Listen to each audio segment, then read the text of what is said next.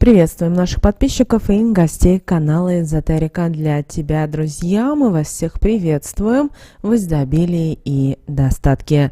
Сегодня в этом видео, друзья, мы с вами уделим внимание народным приметам, традициям, суевериям, обрядам на 17 января. В этом видео уделим внимание народному календарю, поговорим о народном празднике, что наши предки делали в этот день, уделим внимание церковному календарю, а также, друзья, поговорим о том, что можно и чего категорически нельзя делать 17 января. Итак, друзья, далее все более подробно. 17 января в церковном календаре отмечается праздник. Это праздник посвящен священномученику Зосиму Киликийскому. И Зосима почитается как человек, который не только преданно служил Богу, но и пожертвовал своей жизнью ради исповедания веры. Согласно христианской истории, Зосима родился в Киликии в период правления императора Децима в III веке. Он отличался благочестивым духом и желанием служить Богу всем своим существом. Рано заключив в себе решение посвятить свою жизнь церкви, Зосима стал священником и занимался духовным наставничеством. Однако наступили тяжелые времена для христианства, и император своим указом начал преследовать христиан, пытаясь искоренить христианскую веру.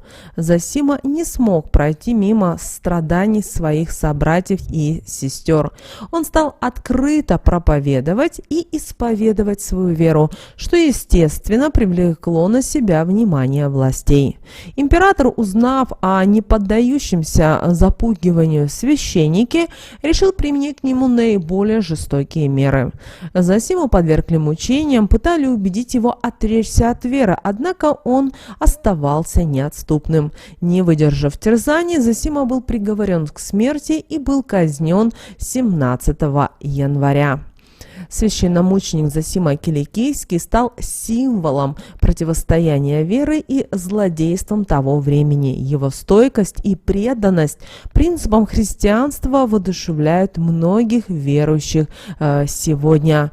Поэтому в этот день вы можете посетить храм для того, чтобы помолиться. Также попросить Зосиму о помощи и заступничестве перед Богом, о сохранении веры, мира и благополучия.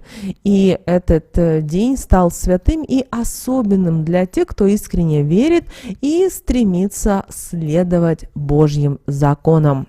Также 17 января отмечается еще один праздник. Это собор 70 апостолов. Это день, который посвящен памяти 70 апостолов, которых Иисус Христос избрал и послал возвещать Евангелие. Дело в том, что 70 – это особая группа была учеников Иисуса Христа, которую Он сам назначил, чтобы они проповедовали и распространяли учения об Иисусе по всему миру. Они были избраны для того, чтобы служить, сохранять и передавать принципы и ценности христианства, а также возвещать благую весть. Кроме того, особенностью именно этого праздника является то, что все верующие люди в этот день могут прочитать молитвы за единение всех христиан и мира вообще. Что же нас с вами ждет в этот день в народном календаре? В этот день отмечается народный праздник, который назвали так, как Зосима, Зосима-пчельник или Феоктист. И, конечно же, этот день сопровождался традиционными обрядами, обычаями, которые передавали наследие наших предков. Как вы знаете, Зосима – исключительная фигура с народной мифологией, которая была связана с защитой пчел и урожая. Именно ему приписывались особые магические способности, которые он мог контролировать погоду и оберегать пчелиные улья от болезней и вредителям. В древности именно Зосима-пчельник считался признаком приближающейся весны, и люди обращались к нему с просьбами о плодородии и о благополучии. 17 января было принято подавать на стол разные лакомства из меда, а также и сам мед. Так крестьяне выражали свое уважение к Зосиме. По народным поверьям считалось, что последние дни святок темные силы изо всех сил стараются как можно больше навредить людям, поэтому 17 января крестьяне рядились вывернутые мехом наружу тулупы. Перед выходом из избы брали в руки кочергу, а открывавшему шествие давали в руки горящее тряпье. Так ходили из дома в дому, тем самым отгоняя злых духов, и обязательно говорили определенные магические слова. И при этом как будто били одного из наряженных мохнатой тулуп кочергой. После на поле разжигали огонь, радуясь изгнанию злой силы. Молодежь вокруг костра водила хороводы, а также скакала через него, чтобы быть счастливыми и здоровыми в этом году. Некоторые в это огнище выбрасывали свои болезни, предварительно протирая больное место белой материей, которую после кидали в пламя с определенными словами. Кроме того, 17 января, в день Зосимы, славили чертополох, который лечил от многих болезней и отгонял нечисть.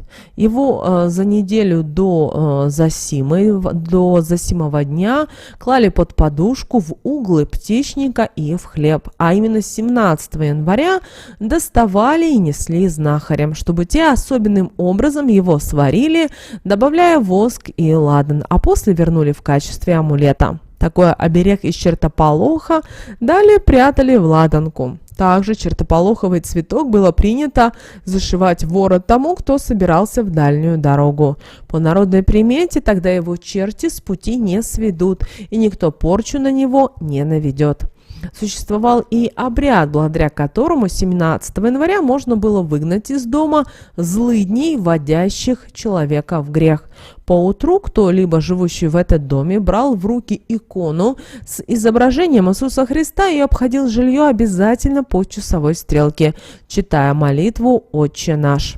Также женщины в день Зосимы обязательно читали магические слова на привлечение удачи в делах мужских, ведь именно от них зависело благосостояние семьи. Также 17 января являлся очень важным днем. Почему? Потому что он являлся последним днем рождественских святок. В народе говорили, что в этот день темные силы хотят напоследок сделать что-то очень неприятное, чтобы с чувством выполненного долга уйти в мир иной. Конечно же, в этот день существовала традиция выгонять из села черта. Он наряжался один из жителей деревни, иногда добровольца даже сильно били. Ну а на месте драки позже разводили костер. Существовала народная примета, что огонь от этого костра имел чудесную силу. Если прыгнуть через него, можно заручиться поддержкой высших сил и обеспечить себе здоровье и счастье. Ну а если человек собирался в этот день в дорогу, следовало зашить себе воротник цветок чертополоха, чтобы порчу не навели и нечисть с пути не сбила.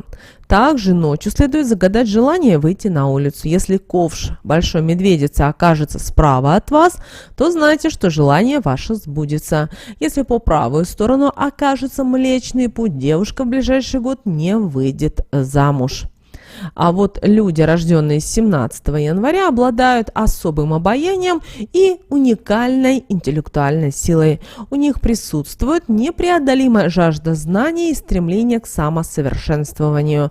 Они непременно выделяются из толпы своей уверенностью и высоким уровнем самоутверждения. Также люди, рожденные 17 января, отличаются упорством и высокой работоспособностью. Они настойчиво преследуют свои цели и не останавливаются перед трудностями на пути к успеху. Их организованность и пунктуальность делают их незаменимыми в коллективе и способствуют достижению высоких результатов. В целом, люди, рожденные 17 января, обладают богатым внутренним миром и яркой индивидуальностью. Их выдающиеся способности, сила характера и уравновешенность делают их неотъемлемой частью общества. Они способны изменить мир своими делами и привнести в него новые идеи и ценности. Тем, кто чувствует на себе какое-либо магическое воздействие со стороны, вам необходимо приобрести небольшую фигурку пумы из любого белого металла, желательно из серебра. Этот оберег поможет вам правильно соизмерять свои силы и использовать их в борьбе за лидерство. Вы сможете стать мудрым и справедливым руководителем и тем самым обретете уважение своих подчиненных. Сны, увиденные в эту ночь, знаете, будут вещими. Однако важно верно их интерпретировать, а для этого пригодится помощь интуиции. Кроме того, нужно помнить, что сами по себе сны не сбываются. Они лишь показывают нам возможное будущее. Если оно вам по душе, необходимо приложить ощутимые усилия, чтобы сон стал явью. Если в эту ночь вам приснится кошмар, о нем нужно рассказать бегущей воде. Она должна унести негатив из жизни и, что немаловажно, из вашего подсознания. А если в эту ночь не было снов совсем, это сигнал. Скорее всего, в настоящее время вы должны сделать какой-то тяжелый выбор, шаг, который вы гоните от себя и не хотите о нем думать. И чем раньше вы осознаете его необходимость, тем будет лучше для всех. Вы знаете, 17 января, согласно народным приметам, является днем, когда нам обязательно нужно задуматься о наших намерениях и поставить перед собой новые цели на грядущий год. Поэтому в этот день, 17 января, важно соблюдать традиции и обычаи, которые позволят нам привлечь удачу и благополучие.